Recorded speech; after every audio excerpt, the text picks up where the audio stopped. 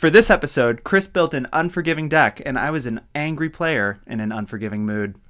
And I'm Jirina come up with something to tell you about this deck right now. No. You couldn't even finish.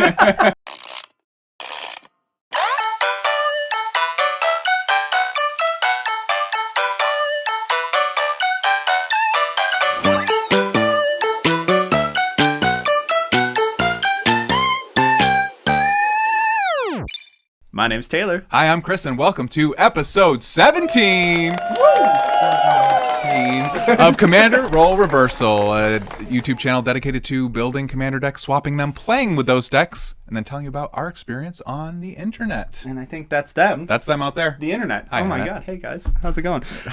So please remember to like, subscribe, and share with a friend, family, or foe, because this is a YouTube channel. And if you don't, I will forget to shave again. Next episode. I think it's a good look. Okay. Thanks, buddy. Let us know what you think in the comments below. Please don't. Because this is a YouTube channel, and you can comment, and we would love that. And we will be sure to include the lists on Moxfield in the description as well, so you can check out these sweet, sweet decks that we're talking about today. Right. Not Double Masters decks. No, this not time. these are some personal favorites. Some personal favorites. Yeah. Although yours was so powerful, it could have been in the Double Masters set. But I'm getting ahead of myself here. Too kind. I think that means that you won, though. I think that means that I will talk about the first commander that you played, Taylor, and that commander was Lord Windgrace. 2, a black, a red, and a green for a legendary planeswalker, Windgrace. He has 3 abilities. +2, discard a card, then draw a card. If a land card is discarded this way, draw an additional card. -3, return up to 2 target lands from your graveyard to the battlefield. -11, destroy up to 6 target non-land permanents, then create 6 2/2 green cat warrior creature tokens with Forest Walk. Lord Windgrace can be your commander, thankfully. Starts with loyalty 5. It can't be all bad. The ultimate doesn't blow up lands. Oh, yeah, that's sad. Well, see, the thing is you want to keep the lands around so that you can have your Yavimaya, Cradle of Growth, and just make all of your 2/2s unblockable. You're making me upset. That's the key to it. So, yeah, Lord Windgrace is kind of a graveyard combo deck. It's definitely lands matter. It's got some landfall synergies for sure. And sometimes, you can have, a pretty good comeback story when you do enough of those types of shenanigans. Yeah, if only. But let me tell you a little bit about the stats and the types of synergies we built into this. So we had for card advantage spells, we had 15 of those. Combo cards that would combo with one or more other cards in the deck. There are actually 14 combo enablers in the deck, so definitely a combo strategy. 13 cards that care about the graveyard, and then of course we would also want to have some graveyard hate in there, as I suggest every deck includes at least some. This had 3 cards. There were also 15 cards that were interaction spells, mostly removal, if you can believe it. In Jund, go figure. I can. Can you believe it? Land matters. There were 13 cards.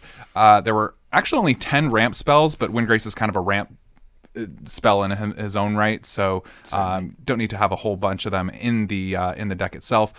There were 4 sacrifice enablers or payoffs and 4 tutors, and that made up the Windgrace deck, and it was pretty fun to see. I think Graceful, certainly. It was graceful. Unlike my segue to the next It's okay. section. I'm happy. I'm happy to take it from here and tell you all about the disgusting things I pulled off with this deck. Please do. I've referred Take it to away. this as your Magnum Opus, not to be confused with Magma Opus from Strixhaven, but Powerful spell. yeah, powerful. Not as powerful as this deck though, especially with cards like the Gitrog monster, which is 3 black green for a legendary creature frog horror. Death Touch. At the beginning of your upkeep, sacrifice the Gitrog monster. Unless you sacrifice a land, you may play an additional land on each of your turns. Whenever 1 or more land cards are put into your graveyard from anywhere, draw a card. The Gitrog monster is a 6/6. I saw this card for the first time shortly after being introduced to Magic, and I was like, that is trash. Yeah, Why would like, I why bother? sacrifice a land? Yeah, that seems bad. Disgusting. What I if you still run feel out- that way. No, I drew so many cards with this Yeah. card in this deck. This feels like either Windgrace was made for Gitrog Yeah. or Gitrog was made for Windgrace. Secret command. Is it the secret commander? It's gotta be. I always call out the secret commander. You definitely, yeah. I mean, it definitely plays right into Windgrace's plan. It's like you uptick Windgrace, discard a land card, Yeah. trigger a draw off of Gitrog, and then draw 2 off of Windgrace, and it's like Yeah. they just start synergizing together. Fetch like that. lands, strip mine, yeah. and plenty of ways to get lands into the yard. But I do enjoy that there's a synergy with Windgrace's +2 Yes. to just discard, because it doesn't matter how they get there, only that they do. There's also a synergy with a -3 because you can just bring the lands right back. You discuss. Yeah, He doesn't. They're made for each other. Those two, Um, they deserve each other. name a better couple than Gitrog Monster and Ruma Map Excavator, though. Nice. Because that was my second favorite card in the deck. Yeah, for sure. Mostly because it stayed alive the entire game against all reason and probably strategy. But Rune Map Excavator is 2 and a green for a creature, Naga Cleric. You may play lands from your graveyard. It is a 2/3. Yeah. Turns out that's really good, especially if it's like a fetch land. You just keep cracking it. You keep replaying the fetch. You're drawing cards off of Gitrog. You're comboing this with Lord Windgrace as well, especially if you're discarding the land from the +2. You just replay it, and then you drew 2 cards. There's just there's too much value in this. It's such a value engine. Yeah. You'll notice a theme here with the cards that I'm highlighting as, your key pieces. Mostly that they all care about lands in your land deck. Yeah. But All the lands matter. this one's a little unique in that it makes things that aren't normally lands into lands. Ooh, We're fun. talking about everybody's favorite dies to Field of Ruin. Ashaya, Soul of the Wild, which is 3 green for a legendary creature elemental. Ashaya, Soul of the Wild's power and toughness are each equal to the number of lands you control. Non-token creatures you control are forest lands in addition to their other types. They're still affected by summoning sickness. Ashaya, star for power and toughness equal to the lands. It's funny. Ashaya is kind of one of those funny cards. You mentioned dies to Field of Ruin. Absolutely true. But then, there's a lot of those spells that say destroy non-land permanent, and it helps all of your creatures dodge those types of spells too. Yeah, it was a slight against her for dying to Field of Ruin, but legitimately, she's very common on Arena. Yeah. So I've had to slot in Field of Ruin just to be able to deal with something like that, because to your point, a lot of cards the land, no. Especially helpful in that she also makes all the other creatures lands. So if there's something that was more problematic than the Ashaya, I can't even deal with them because Ashaya is making them not targetable. Right. So Yeah. sneaky value that you get out of this card. Very much. And they tap for mana. And they tap for mana. We didn't even get to the mana part. What is the benefit of it being a land? Oh yeah, mana. Taps for green, baby. Yeah. So let's bring it all home with another card that cares about lands. Omnath, Locus of Rage. 3 red, green for a legendary creature elemental with landfall. Whenever a land enters the battlefield under your control, or a creature if you have a Shia, create a 5/5 red and green elemental creature token. Whenever Omnath, Locus of Rage, or another elemental you control dies, Omnath deals 3 damage to any target. Omnath is a 5/5. Yeah. Um, That's the other secret command. Okay, yeah, it definitely felt like it. This ended up being, we'll probably talk about it more in the gameplay experience. This kind of was a pseudo finisher for me. Oh yeah, that's definitely what it's in there for. Yeah, it's a 7 mana spell. You can probably ramp into it pretty easily, or you can just reanimate it. That's true. You could discard it with Windgrace and then reanimate it with Reanimate. Someone needs to stop you. Yeah, I think it's not the only elemental in the deck either. So that text that says whenever another elemental dies, deal 3 damage, you can get pretty bold with your elemental presence as well. Yep. Yeah, and it's kind of first of all, the elementals are nothing to scoff at. They're 5/5s. Yeah. So if you want to keep them around just as bodies for blocking or for just overrunning someone, there's Yeah. value in that. Or you could pair it with Culling Ritual, which is 2 black and a green for a sorcery that allows you to destroy each non-land permanent with mana value 2 or less.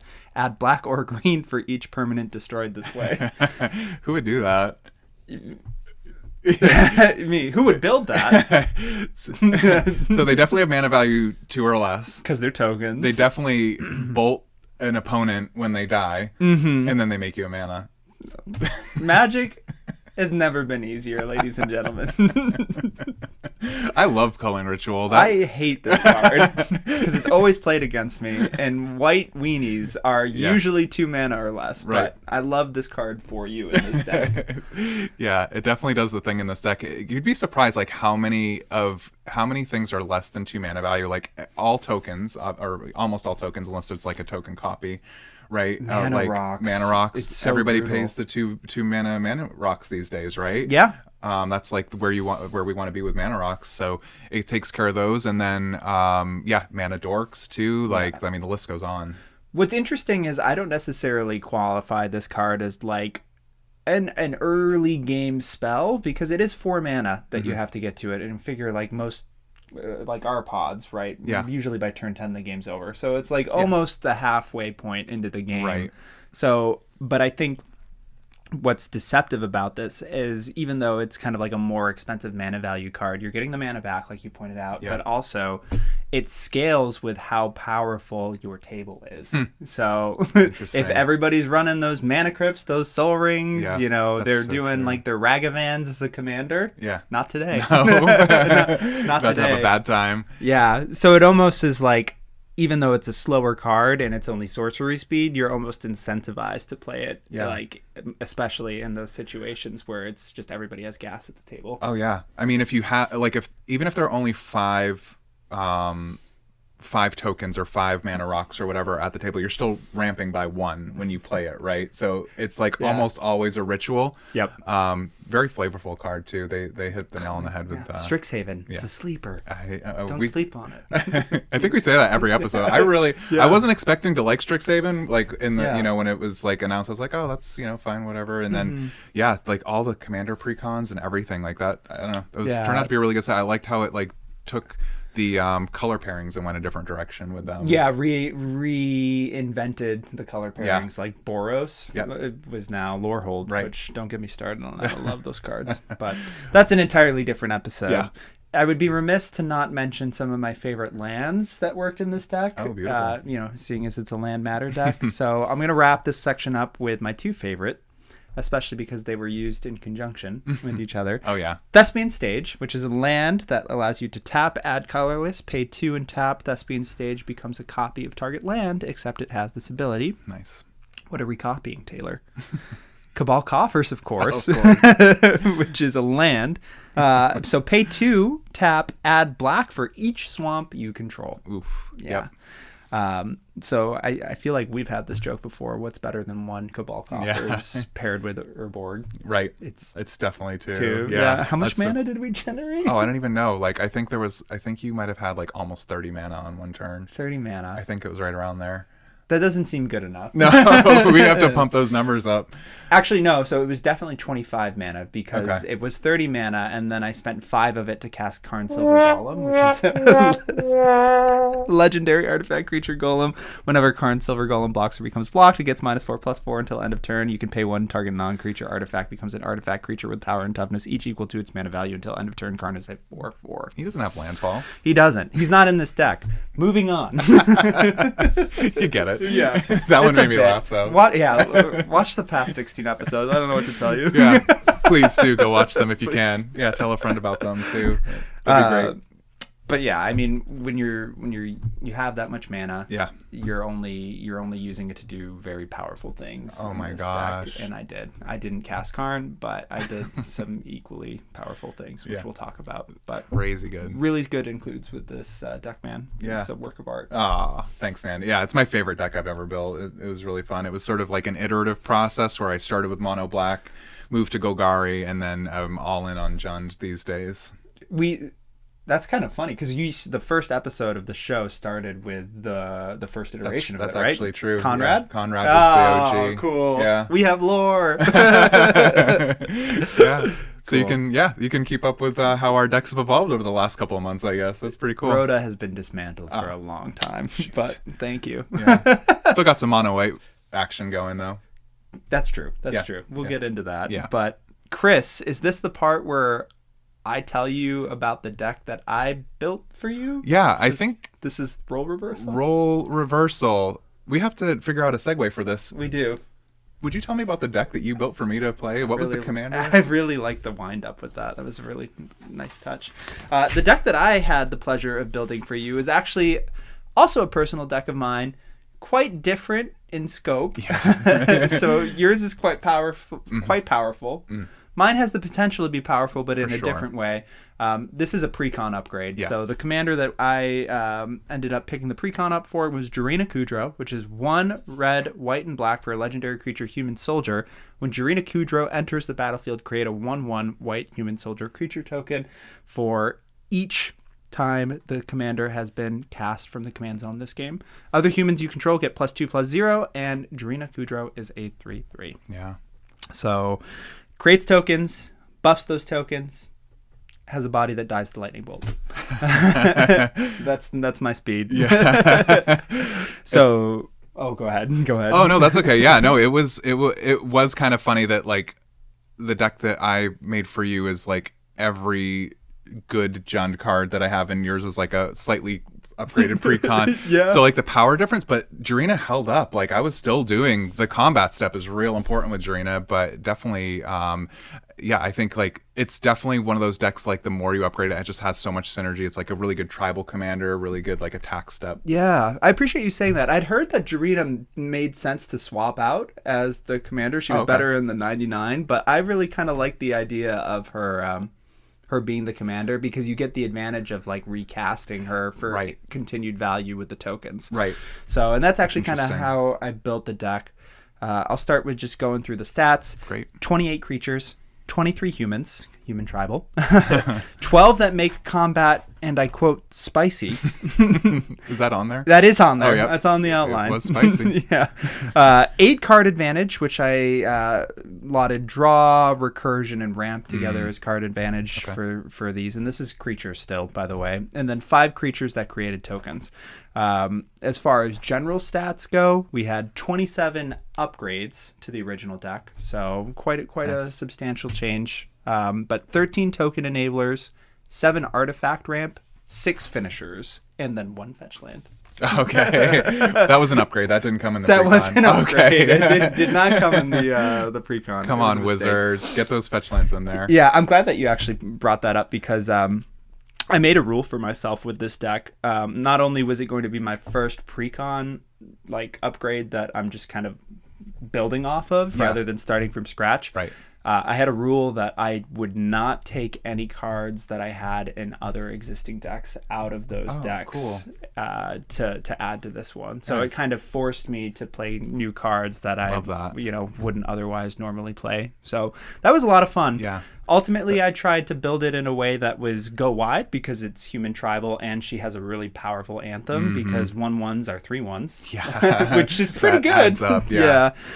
So I tried to go wide token strat, but then also taking advantage of the Mardu colors, the red and black specifically. I tried to add in a little bit of an aristocrat strategy as well. So you've had some variable win lines. Yeah, which I think I love that that's part of the strategy because you're making tokens, so you can sacrifice those when you need to, but you can also sacrifice Jirina and then recast her and get more tokens that makes more sack fodder. Yeah, it's a pretty interesting take. I'm glad you pointed that out because like I read Jirina's ability and I'm thinking like, okay, well, I guess I want her to die, but so I can continue to cast her from the command zone. Right. So it seemed to have worked out for you. Yeah. I mean, did you have any favorite cards from your gameplay experience? Totally. Yeah, I got a few. Nice. I Look think at us, segues. Oh, see that? I think they're mostly humans. Okay. The first one's a human. Okay. Man, this card, this card didn't even wasn't even on my radar until I saw you play this card. Oh my gosh, what is it? Back, when you had built it earlier. And I now love this card. It's Radiant Performer for 3, a red and a red for a creature, human, wizard with flash. When Radiant Performer enters the battlefield, if you cast it from your hand, choose target spell or ability that targets only a single permanent or player. Copy that spell or ability for each other permanent or player the spell or ability could target. Each copy targets a different one of those permanents and players. It's a 2/2. Oh man, this thing makes generous gift like extra generous. The entire board just becomes elephants. It's so funny. I was thinking generous gift while you were saying that. That's the best one because it's lands, it's everything. It's just like 40 elephants running around the board. Do you play out that game? I think you do. Like, how many elephants do you block? I'm going to double block. So clearly there's an elephant in the room. Next card on here, not a creature. I think we talked about this one in a previous episode, but it is real good. It's Calculating Lich for a black and a black. So 6 mana for a creature, zombie, wizard with Menace. Whenever a creature attacks one of your opponents, that player loses 1 life. It's a 5/5. Yeah. I love cards like this that just say attacks one of your opponents, because it doesn't matter if you're attacking opponents. It just matters that your opponents are being attacked and then they lose a life. It adds up. Like it's only 1 life at a time, but it's whenever a creature attacks. Yeah, so it's each instance of a creature attacking. Right. Yeah. So if you've got somebody with, if you make a ton of tokens and somebody's got a bunch of blockers, if you're attacking, you're still getting I'll get all that life back. Yeah. Mm-hmm. Yep. And likewise for your opponents, it kind of, if you compare this card with like Goad or other ways to incentivize attacking, it's just like, it's such a powerful effect. I mean, it is 6 mana, so it's in one of those bigger drop slots, but I think for a deck that cares about attacking or that's trying to get the attack step moving, I think it's a really good call. Yeah. And kind of a fun fact, because we did mention this in one of the earlier episodes. It's received a reprint since then. Oh, neat. Yeah, before it was exclusive to the Game Night 2 pack, and it was either reprinted in one of the new Commander precons from what was the most Commander Legends Baldur's Gate, okay, or it was in Double Masters. You'll have to fact check me on that. But, nice. I was just excited. I was like, hey, I know that card. And now it's not going to be a curled foil. yeah, that was not a good foil printing on those game nights. They didn't. 2 episodes in a row. Foil. I'm coming at you, Wizards, for the foil comments. Get those etched ones that quality. Speaking of forcing attacks, here's a way to do it. We've got Fumiko, the Low Blood. 2, a red and a red for a legendary creature, human samurai. Fumiko the Lowblood has Bushido X, where X is the number of attacking creatures. So whenever this creature blocks or becomes blocked, it gets +X until the end of turn. And then creatures your opponents control attack each combat if able. It's a 3/2. Wow. Did you plan that outline like that? No, that was perfect. Yeah, we're like really professional at these segues now. It's all flowing. I mean, I like our organic approach to this. Sometimes it works. It's keep each other on our toes. It's the only reason I can get you with Carnes. If I read that. Yeah, I'm not complaining. Yeah, if I saw that on the outline, I'd be like, I'm not doing this episode. Quit. But Fumiko, I wonder what like a Fumiko deck would look like if you did like a Samurai Tribal or something. But it goes easier now. Yeah, right. Yeah. After Neon Dynasty Part 2. Sure. Neon Dynasty Part 1. Yeah, sorry, Kamigawa. What do you know that we don't, Chris? Whoops. A little birdie told me that Fumiko makes creatures your opponents control attack each combat if able. Now, they can attack you, so it's not goad in the traditional sense. Mm-hmm. I think, though, it just gets the board moving. It's really cool, and it's like it advantages you as in a combat deck with Jirina more than it advantages your other opponents who are playing like little, value creatures or mana dorks or things that like they don't want to be attacking with, right? That's a really good way to put it. It's one of the creatures that I had as spicy. Spicy. Yeah, definitely spicy. Makes combat spicy.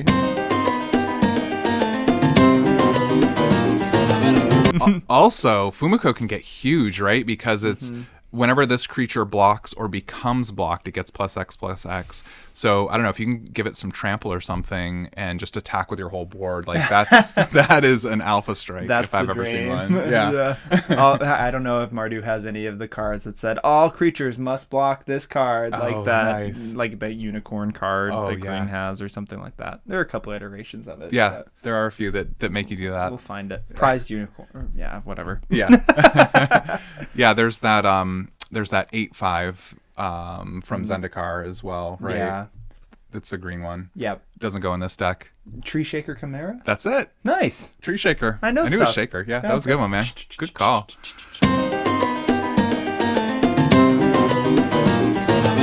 All right, I've got one more for you. It's a non-creature spell. It's great in tribal decks. It was featured in our fan episode, actually. I think I know what you're talking about. I think you know exactly what it is. Molten Echoes. 2, a red and a red for an enchantment. As Molten Echoes enters the battlefield, choose a creature type, human. Whenever a non-token creature of the chosen type enters the battlefield under your control, create a token that's a copy of that creature. That token gains haste. Exile it at the beginning of the next end step. Yeah. So you're just doubling up on your creatures that are coming into the battlefield, and if you've got some of the aristocrat shenanigans going, you don't really care that you have to exile it because you can probably get rid of it some other way. Yeah, no, my favorite thing to do with this was use Jirina, because then you've got 2 ETB triggers, so you're doubling up on the tokens that you're getting. And then one of them goes away, but it was going to go away anyway, and it doesn't matter. Yeah, because you have twice as many tokens now. I think the way that I've played that is I've actually chosen to keep the token copy to get the Jirina back in the command zone, depending on your mana situation, sure. And then recast again. Yeah, it gets fun. So you can get a third, and it's actually one more human, one more token that next time too. Wow, that's brutal, man. I love that. Molten Echoes is really cool for these tribal decks, especially ones that care about having creatures. I mean, it could be anything. It could just be like they gain haste, I guess, so like they can attack, but it could be any ETBs or anything. I think Molten Echoes is a real cool card in general. Yeah, and honestly, not one of the ones that I needed to add either. That was just included in the precon. Yeah, so I don't know. Good job. Yeah, that was a good one. I don't know if it was that the first original printing Molten Echoes. I'm not sure. Was that could be? It does seem like a powerful card in a way that seems to be modernly powerful, so yeah, I wouldn't be surprised. Yeah, like commander level powerful, like more so than standard or something. Yeah, and I think for those decks it was like 15 new commander cards per deck. Oh yeah, so they were still going hard on new cards. Slow down, please. All right, well, those are the top cards for me. Really, really cool build. I love tribal decks. I think that it's a really cool deck. I like anything that really cares about the combat step too, because I think it's a little underappreciated. We have a lot of combo decks these days, but how many combo pieces were you running again, Chris? Oh gosh, 14. Okay, continue.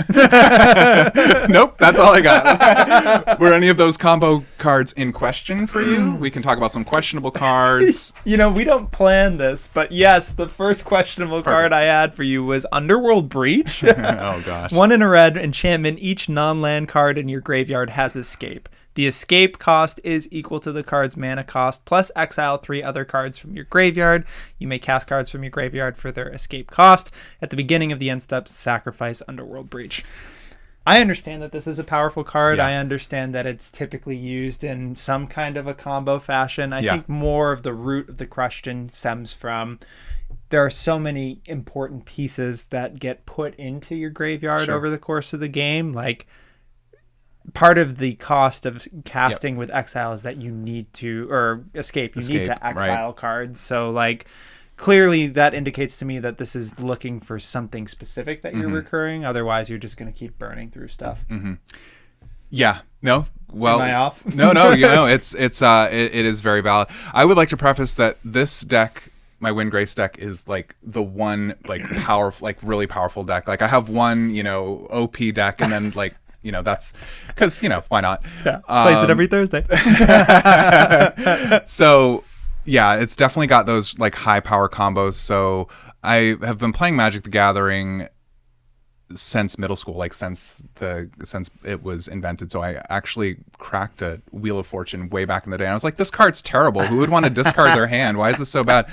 But you can actually do some like really powerful loops with Underworld Breach. Draw 7, discard your hand, draw 7, and then play Wheel of Fortune from your graveyard, discard, and giving you more fuel to pay for the exile cost. So you can really like build up your graveyard and your hand and have enough to like pay the escape costs. You can do it with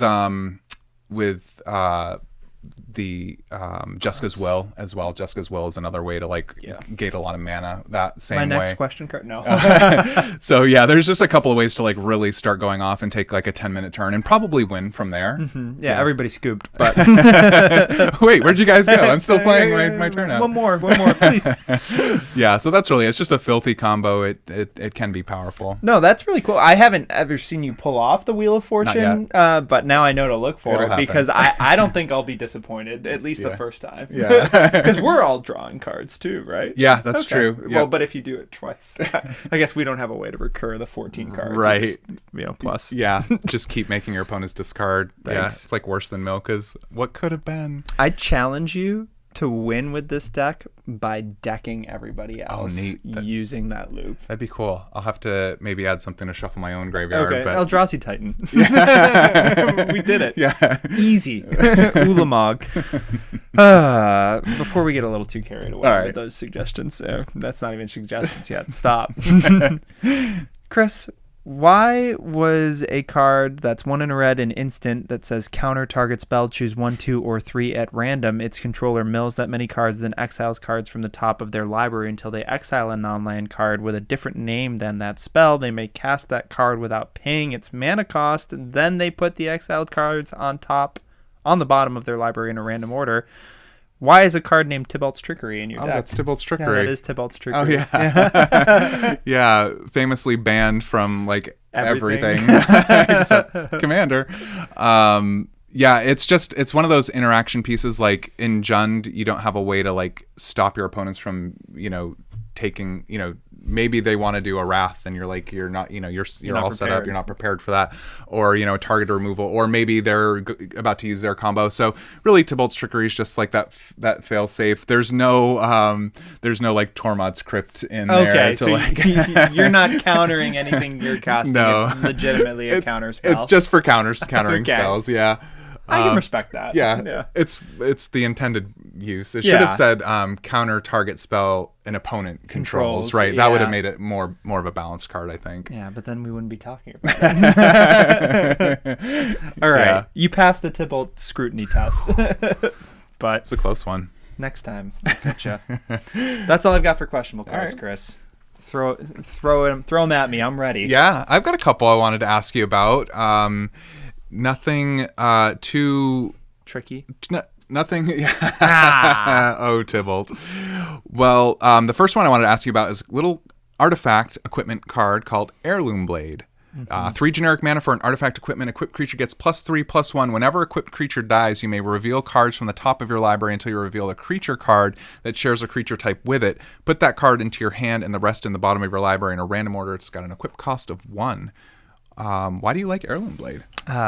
Why do you hate tribal decks? Yeah, it's a great tribal card, isn't it? Yeah, no, I mean, I figure especially where I had, I think I said 23 at least humans in this deck. Yeah. That seemed like a high enough density to, one, assume that a human is going to die over the course of the game, and 2, it's just a nice way to refill your hand. I mean, it's important that there are creatures in a creature combat focused deck, so being able to kind of reload those is important. Yeah, and that's why I had those in there. I think Heirloom Blade is, I don't know if it's overlooked, maybe I don't see it a lot, but I think it's an awesome card in any tribal deck. It's got an equip cost of 1, which is amazing, right? I mean, that's a great protection spell, and it's going to get your card back. Plus the +3/+1 is great for combat as well, right? I mean, that's a huge buff for 4 mana total. I'm certainly not disappointed by it. I liked putting it on Jirina because it's pretty safe to assume that she's going to get blown up, and then she goes to the command zone, I get her back, and then I get another plus human. A creature. Yeah, that's really cool. Yeah, good nice question. Call. This one I'm less sure about. It's not a human. It is a creature. Okay.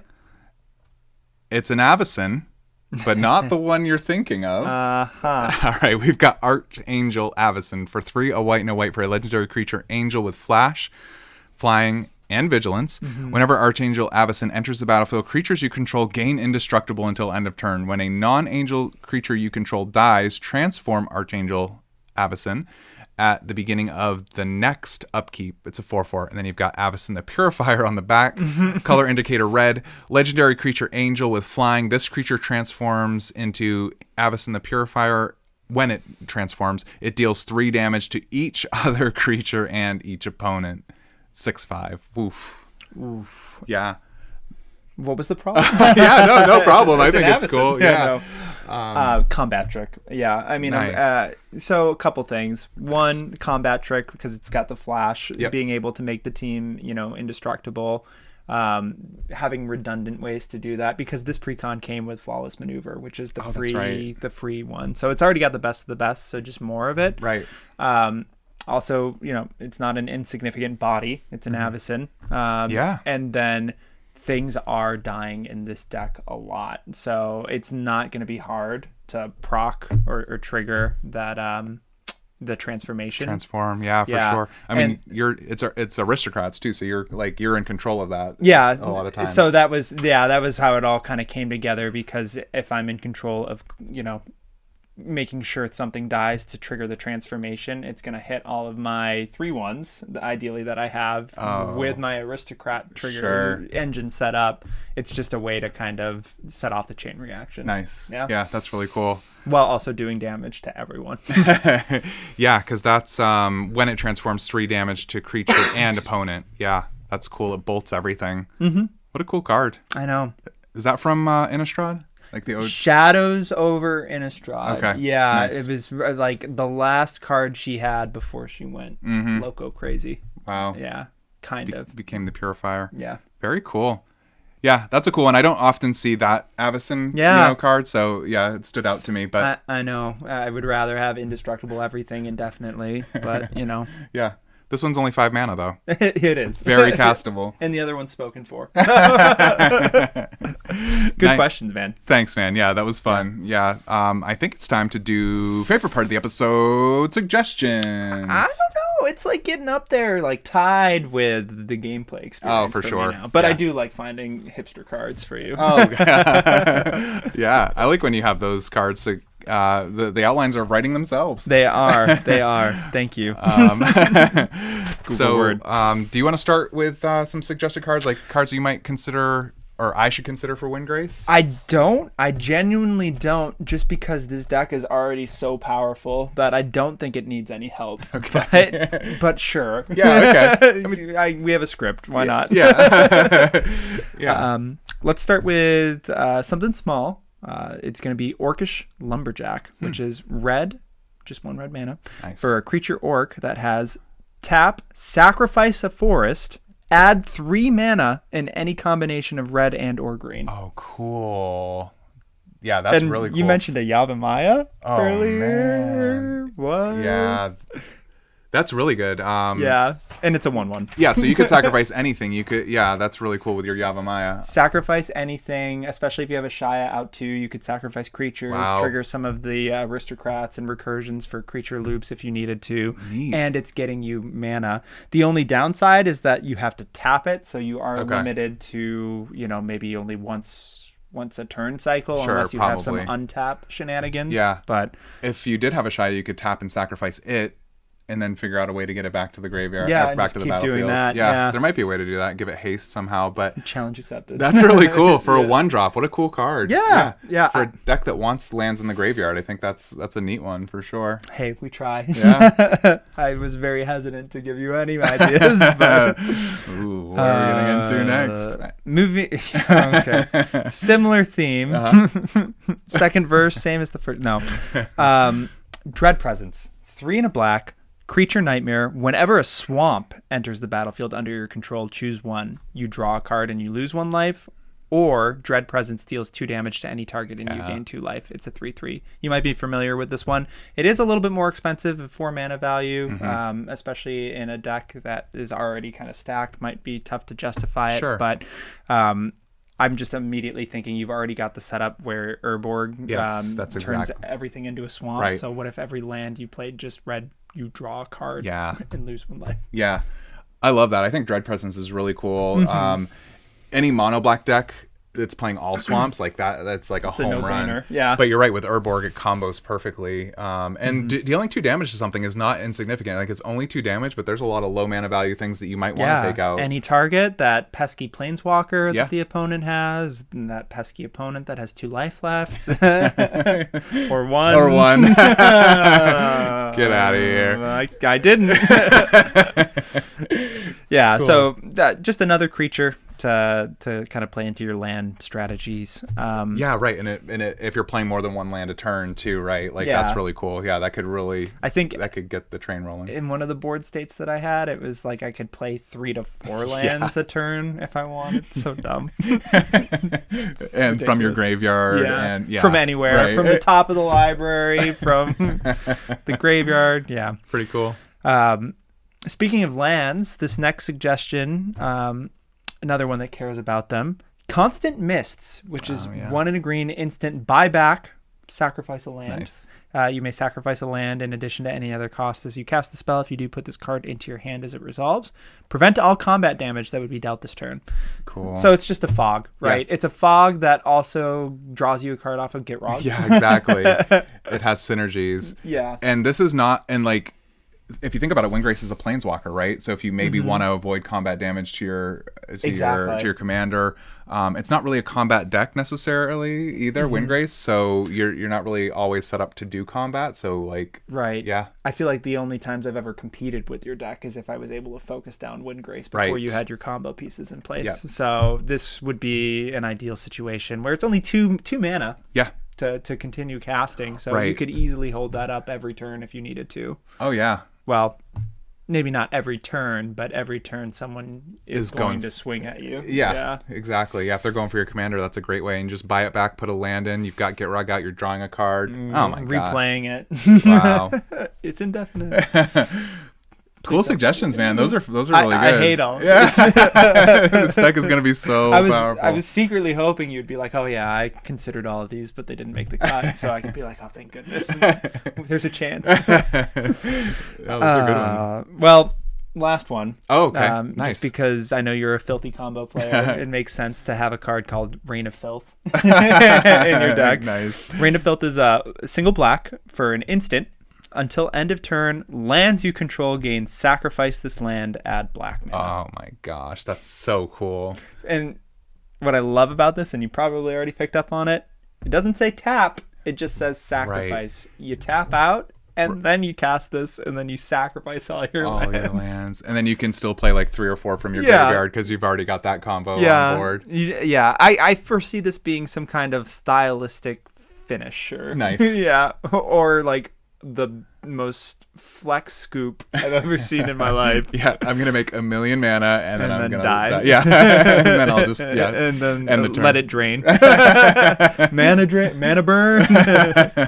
Bring it back. Oh my god, this card existed when mana burn was a thing. Oh yeah, that's interesting to think about. That could be problematic. You've got to be real careful when you're like tapping. Just because it says sacrifice this land, add black, doesn't mean you have to.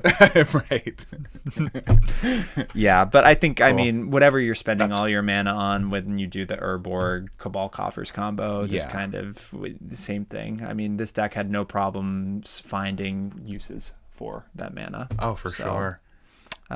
Especially with all the access to card draw and digging that it had. So I'm sure you would find something to do with it. Yeah, that would be amazing. I like that filthy recommendation you made there. Thank you. That's awesome. Well, please clean my hands of this section and let's move on to something less dirty. All right. I've got some suggestions for you. I don't know how dirty they are. Okay. They care about combat and being human, I think. Okay, gotcha. So we might be onto something here. Nice. All right. Yeah. Casual human things. Just human things. Yeah. What would we know about that? Nope. No, it's all right. Yeah, that's fine. Yeah. We're here. All right, first one, brand new, off the streets of New Capenna. Nice. Professional Facebreaker. 2 and a red for a creature human warrior with menace. Whenever one or more of your creatures you control deals combat damage to a player, create a treasure token and then sacrifice a treasure, exile the top card of your library. You may play that card this turn. It's a 2/3. I think Professional Facebreaker is a huge value engine. It's not the only way you're making treasures probably most of the time. Yeah. Gives you that card advantage, but also you are doing a lot of attacks and a lot of combat damage with this deck. I appreciate that recommendation because this deck was made before Streets of Independence was out, so that's amazing. Yeah. I've never wanted to break face more. In the most positive way. 2024.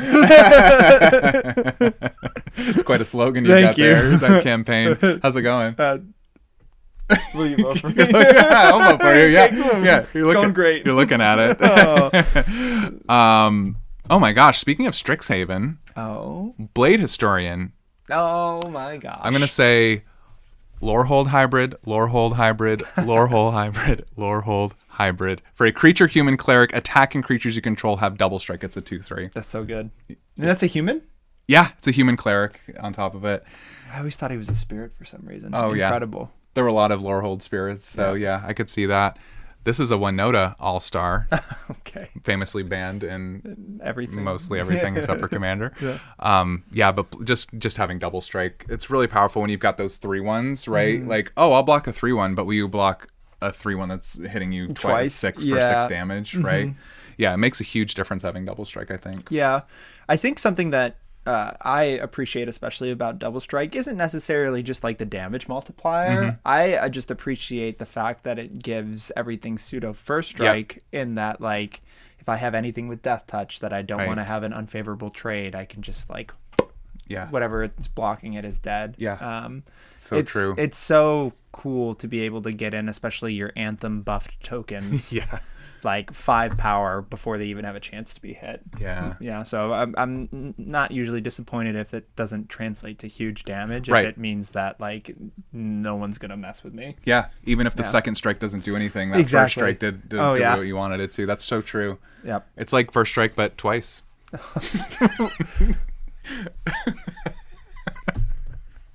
That's a t-shirt. Check out our merch store.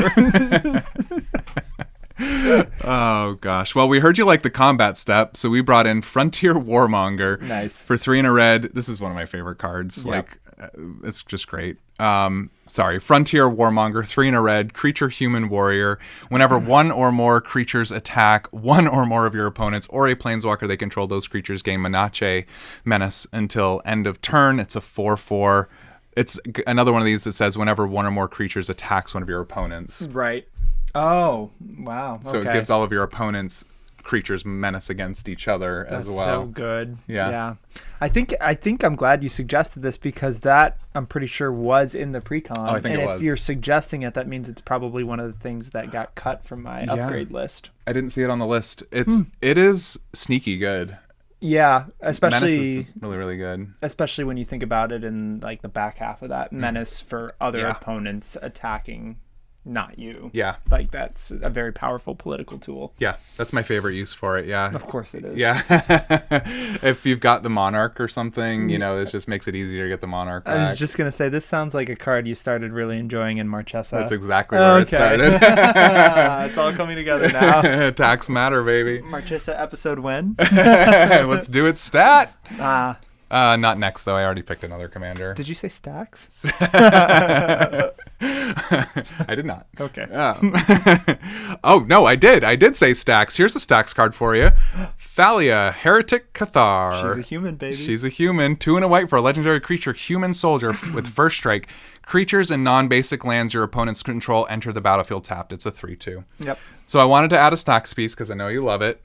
And I wanted to add this Thalia because it makes the creatures come in tapped, which is really good at advantaging your own combat step. Yeah, creatures and non-basic lands as well, which is like most lands. Most of your lands. Yeah, like almost every one of my lands. I should have had that. Yeah. That's really good. That's my favorite Thalia, actually. Really? Yeah. Nice. I mean, as exciting as it is to tax non-creature spells, yeah, I like it when things come in tapped. Yes, for sure. And this one's asymmetrical too, right? Even like better. Yeah. The other one it taxes your own non-creature spells, which you know you're probably planning for that, but this one's just asymmetrical. So If I don't need to run an Amulet of Vigor to justify running this card, then that's already a win. Perfect. And who doesn't love Thalia? Great character. All right. Well, I know how much you like board wipes, and I know how much you like.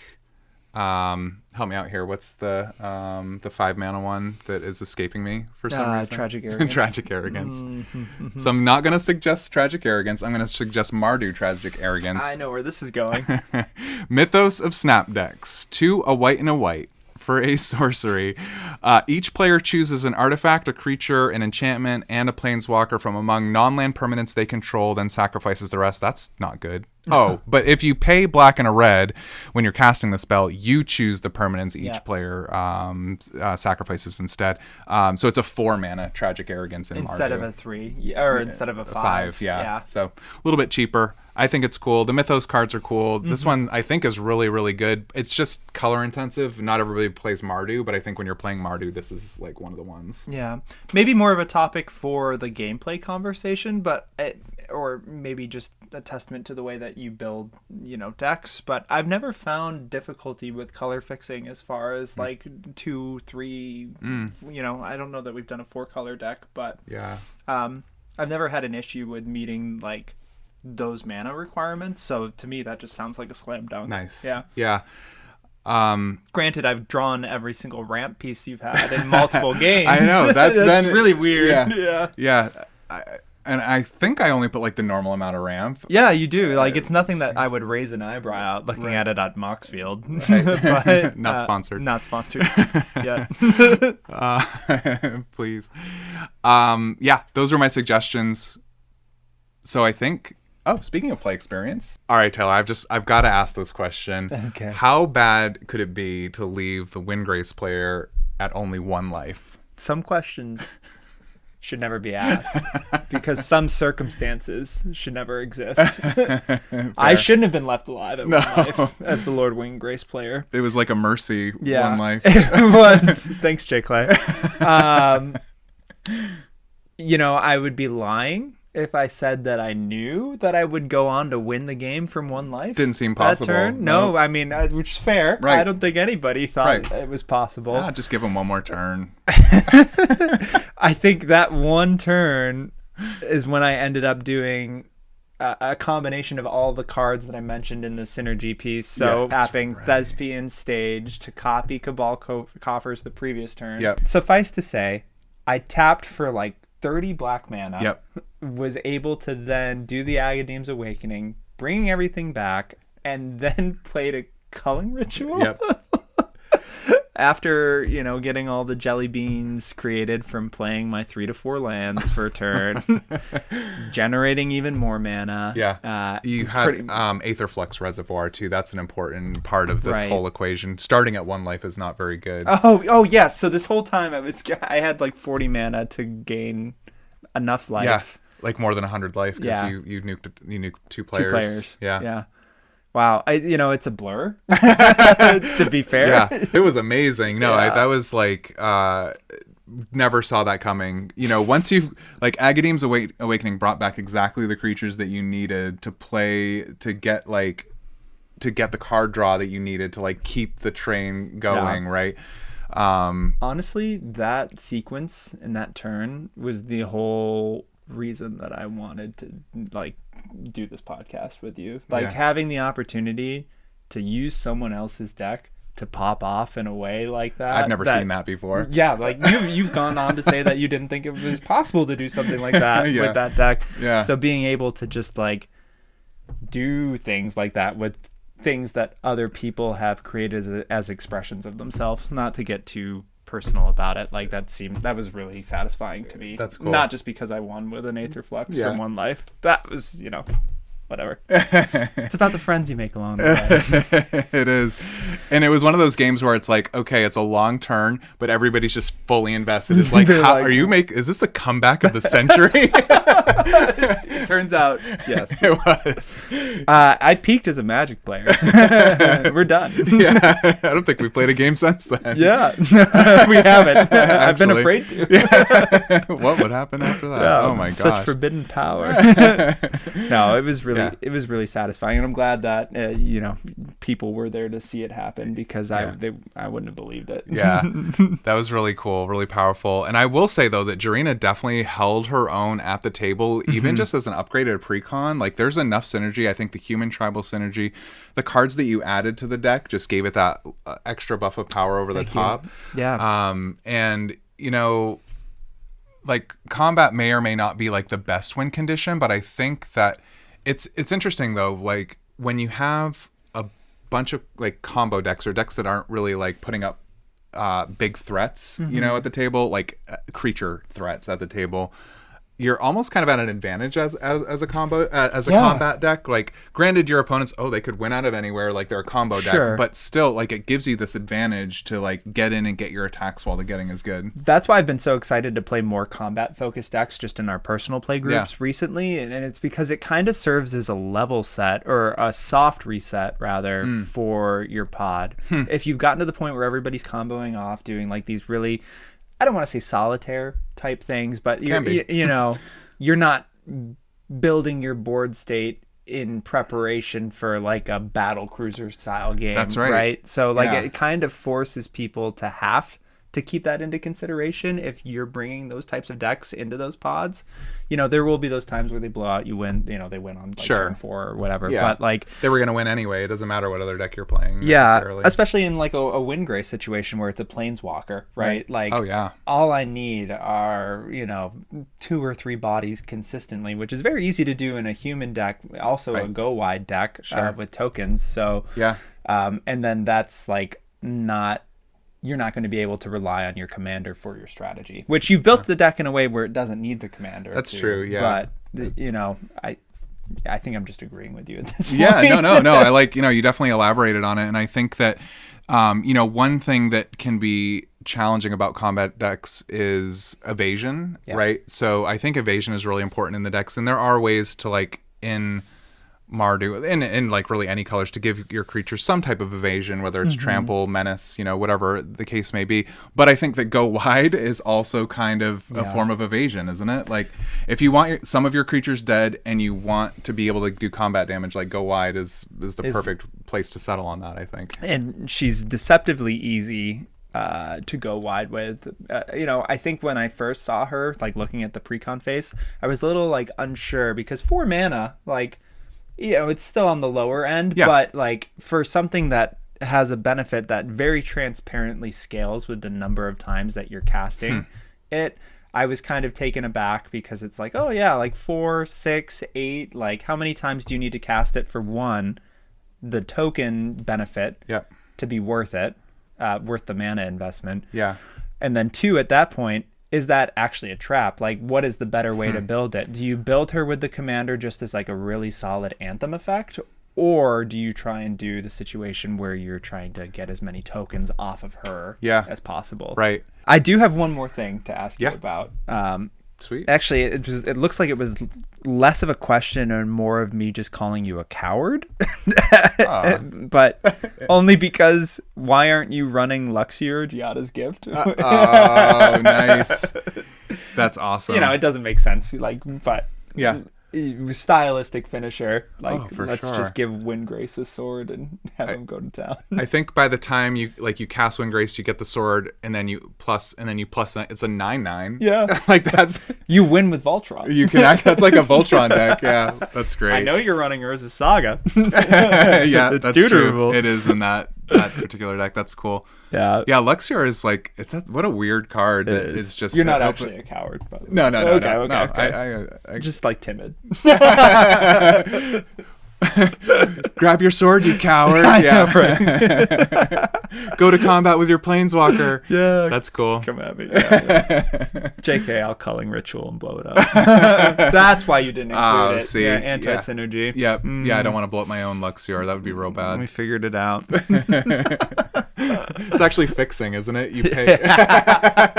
Stop. Do you want it to be black or green mana? Right. Okay. It's your choice. No. Nice. Yeah. A lot of fun. Great decks, man. Yeah. Good times, man. Yeah. Should we talk about, I think we have an episode next week too? We do have an episode Oh my next gosh, week. it just keeps coming back. What This is that? like 17 weeks in a row. Wow. That actually, like, I've been saying that since the beginning, like Yeah. in a pseudo impress. Like 17. Yeah. You know, if you had told me in February that would be 17 episodes in Right. July.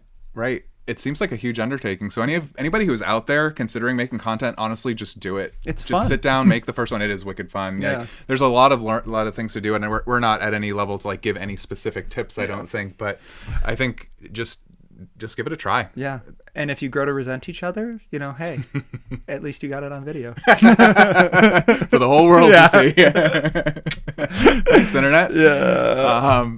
I think I'm really excited for next week's episode, though, because it's a new spoiler season Yeah. that already finished. Surprise. Did you blink? No. Missed it. Yep. I missed it. Yeah, and these are brand new commanders, right? They're just only printed in... Speaking of game night. Oh, yeah. Yeah. Wow. Cool. We don't plan this. No. So there's a new game night set coming out. Yeah. Game nights those sets are really cool. They've got some unique cards in them. You can see one actually. That's the 2019 version, but we're at the 2022 version, and they're essentially these products. Not just to describe what it is. It's 5 monocolor decks that you can sit down. It's got like life total counters. It's got like everything you need to sit down with a group of 5 people, and you can play multiplayer with them too. I mean, that's like the way it's designed, but it's kind of like beginner friendly. It is, yeah. Not commander decks. Nope. It's not commander game night, but it's meant to be kind of like an introduction to the game for people. I kind of think of it as like the board game version almost. That's so true. Right? Yeah. It's self-contained. You pull it up, Comes with all the tokens. Yeah, that's right. They're all double-sided. Yeah. What was really cool about this new one that's coming out, for the 5 unique cards that they printed into the deck, they made it so that each of them was a new monocolored commander exclusive to game nights. So I think what we're trying to say is we're building those decks, or at least 2 of them. Yeah, Cool. Let's do it. Taylor, you want to go first? I would love to. All right, what you got? What do you got buddy. for me? Maybe I'm still on that power trip from piloting Windgrace, but I'd like to go mono black for next week's episode. You know I love to hear it. Yeah, I know you do. I know you love to play it. Vogar, Necropolis Tyrant, which is 3 black for a legendary creature, zombie giant, menace, or menace. Whenever another creature dies during your turn, put a +1/+1 counter on Vogar, Necropolis Tyrant. When Vogar dies, draw a card for each +1/+1 counter on it. Vogar is a 4/4. Ooh, okay. That seems powerful. Yeah, it's a zombie giant, so it's got plenty of giant synergies. Oh, yeah, it's definitely giant tribal. +1/+1 counters, which I've never built anything with that. Nope. No. Where to even start? And you get to draw cards when you die. Ooh. This actually, if I didn't know that this came from a spoiler for a game night set, I would be surprised if you told me that it was made for this. Yeah, right. That's like a pretty spicy card for like a beginner set. Pretty powerful. Pretty powerful. Yeah, I think that's what they want though. They want some cards in there that are like over the top powerful to like make it fun, because like that it is so fun to like slam these cards. Yeah. Somebody's got like a 2/2 barrier. Like, look at this guy. Yeah. Especially, because it's better than what's Grave Giant? Oh, yeah, Grave Titan. Grave Titan, that's the one. Yeah. Yep. It's even 1 mana cheaper. It is. And a zombie type. We did it. Oh, we fixed wow. it. Yep. Unbelievable. Thanks, Wizards. And then for the showcase card, because we do those too. Yeah, we do. I figured a fun one to pair with this is also a recently released card, Haunted One, which is 2 and a black, a legendary enchantment background. Oh, nice. From Baldur's Gate. You may be familiar. Commander creatures you own have, whenever this creature becomes tapped, it and other creatures you control that share a creature type with it each get +2/+0 and gain Undying until end of turn. Nice. When a creature with Undying dies, if it had no +1/+1 counters on it, return to the battlefield under its owner's control with a +1/+1 counter on it. Wait a minute. Cares about +1/+1 counters and dying? Oh, sign me up. Yep. That's amazing. Yeah, it should be fun. Now, it can't be the background, right? Because it doesn't have a partner situation, but in the 99, like that's such a synergy piece. Yeah, I figured. Yeah, anything that gives you more life out of the creatures that died to get the +1/+1 counters onto Vogar, let's get them back. And then kill them again. Yeah. Seems so violent. Cathartic. Violent, cathartic, tomato. Yeah, we got it. Anyway, you were talking about your non-violent deck. Yeah, no. Chris. Oh man, this one is going to be so good. You know how much I like elves. I decided to go mono green for this one. Gotcha. So this one is Immaril, Elfame Elite. 2 a green and a green for a legendary creature, Elf Warrior. When this creature attacks, it gets +X until the end of turn, where X is the number of other elves you control, and you may have this creature, Immaril, assign its combat damage as though it weren't blocked. It's a 3/3. It's a lot of text for trample. Yeah, it's like trample plus, right? Yeah. I've seen that text on cards that are like, creatures you control that have trample can assign their combat damage as if they weren't blocked. Yeah, but this is like just right on the commander. Like, you could do tricky stuff like that with banding too. Like back neat. in the day, like if you had a band, you get to determine, like, right. You know, if you have a trample how the blocks creature. are. Yeah, that's true. Yeah, Yeah. put them all on this other one that you don't care about and get your big guys through. Yeah. I wonder if there'll be any mono green banding cards in here. In an introductory game night set. Oh my gosh, they should not.